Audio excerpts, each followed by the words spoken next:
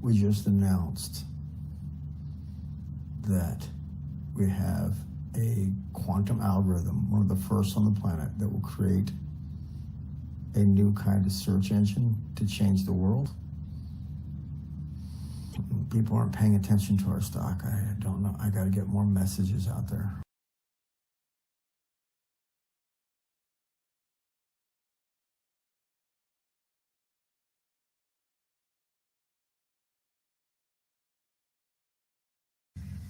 Tomorrow is your day, everybody.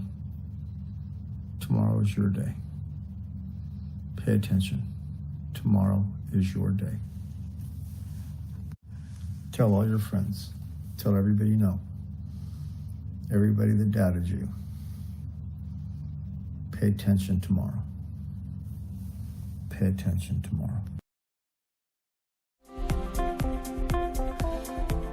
Welcome to FinTech TV. I'm Emmy Blair. Quantum computing presents not only speed, but efficiencies that can solve some of the world's most complex issues. In the digital age, data is driving commerce as well as industry.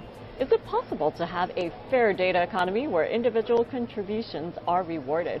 Well, I am joined by Mr. Sean Michael Brem, chairman of Spectral Capital and founder and CEO of Crown Point Technologies, and Mr. Mohammed Humali, who's the chairman of Rockney Investment and Development.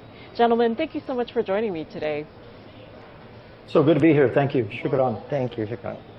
Well, first and foremost, conventional IT systems are at risk for security breaches, but I understand that you are leveraging the potential of quantum computing. So explain to us in layman terms how your decentralized technology actually works.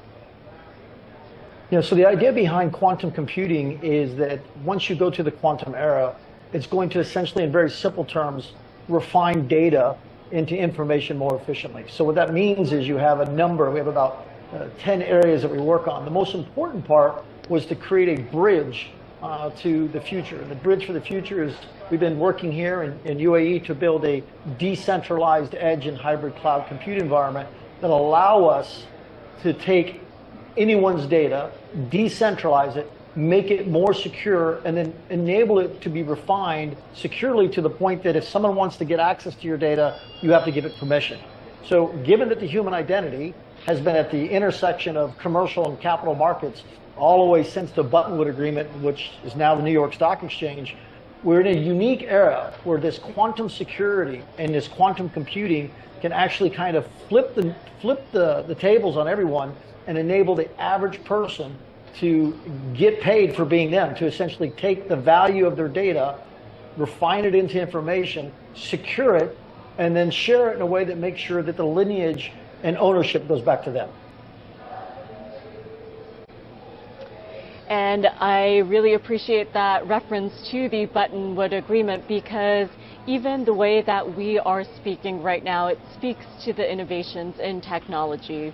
And when it comes to data generated from human behavior, it is vital to many organizations, and I understand that you refer to this data as the new oil. So how are you developing a collective intelligence and actually harnessing this technology? You know, when you get into quantum computing, the first thing you have to understand is that when you get into qubits and about 9 other key features of quantum computing, it's going to allow us to hold data in many different states at the same time. That means that traditional linear processes that we use around taking in the data, extracting it, transforming it, and loading it, that's going to be done instantaneously. So once you leverage this technology that's coming, this quantum era, you can now put this data in a quantum ledger database. And what makes that collective is that each and every one of us is able to build, instead of these large language models that we're struggling with, we can now go to these ontological language models, the intelligence of one. We call this authentic intelligence. Exactly. Then when you place it on a quantum ledger database and then you choose when and how to share it, for example, with Mohammed and I share our data, that generates a collective intelligence because both of us have agreed to contribute to something different. This has tremendous applications ranging from the current position that AI has into supply chain management, commodity trading. It's going to do numbers for security at the same time. And I understand that both of you have a background in big data, AI, as well as cybersecurity. So what is your collective vision when it comes to incubating innovations for the emerging quantum as a service sector? I think when you look at quantum as a service, and our service we provide is really an incubator company. So as we look across kind of the 10 major elements of quantum computing, whether it's quantum algorithms or it's quantum ledgers, or even to the point where how we develop qubits. The process that we are focusing on is doing this through what we call the Quantum Bridge program. And that Quantum Bridge program is why we have Mohammed here today from the UAE, because we're now reaching out worldwide to find local innovations around the world. In fact, here in UAE, we're actually working with a company that is providing decentralized hybrid and edge computing across 16 regions. So it's this framework of a quantum bridge that's allowing us to kind of crawl, walk, run our way into the quantum era in a really kind of non-speculative matter, but a kind of a real solid roadmap. And I think it would be very helpful for a viewing audience. We reach a global audience. So tell us what is actually happening on the ground in the region. In the region, and I'll let Mohammed jump into this because there is actually some government initiatives that, in this area. What we're doing here is we're launching a subsidiary of Spectral that is focused on providing decentralized edge and hybrid cloud computing. That marketplace is easily a $365 billion total addressable market, maybe more to the trillions. And essentially what that allows us to do is what UAE has been focusing on is, how they take this legacy of energy and move into sustainability. So when you start building these micro data centers worldwide that have quantum capabilities in it, you can move data closer to who generates it. You can then keep it more secure, and then you can create what we call collective intelligence because you're able to process the data much more efficiently. And this is really kind of part of the initiatives that UAE has been for a while. Yes, as you know, Mr. Sean, that our strategy in UAE that 2050, we need to be one of the best countries ever here. And we are actually trying to make UAE one of the center of all the businesses. And this technology, as you know, it's the most important things that can develop and reach to our data and the storage for. So a lot of support here, as you can see. And gentlemen, I have a question for both of you. So you're both fostering this new era of data exchange and you're driving economic growth. So what is your vision going forward, not just for the rest of 2024, but also in the long term? I think it's exciting. I think the quantum era really is going to flip the markets. You're going to see current leaders, just like you saw in the early days of the internet. You saw brand names that we grew up with gone. I think you're going to see the same thing here.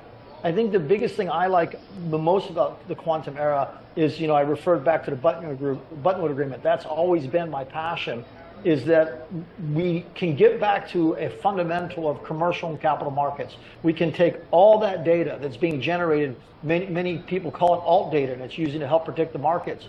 Each and every one of us essentially now becomes our own ETF, our own data, and it's indexed by the Global Industrial Categorization Standard. Every email we send, we can protect the identities. Every post that we make, every document that we write, all can be quantized for both security and where it fits across the 11 gig sectors. This provides tremendous insights into the capital markets, because now what you're able to do is take tangible data transactions on a daily basis and then organize it against the public markets. And I think that value is going to be more evenly distributed. I think it's going to help underdeveloped nations. We're working on a project right now with San Marino where we're going to be doing some things with commodities. And I think that's part of the vision of why there's such alignment in UAE, because they've made such strides in technology. Yeah, actually, Sean, data, storage data, and the analysis of the information, it's the future. It's the way how to reach your target as fast as you can. Exactly. So we're really excited about where we're going with this.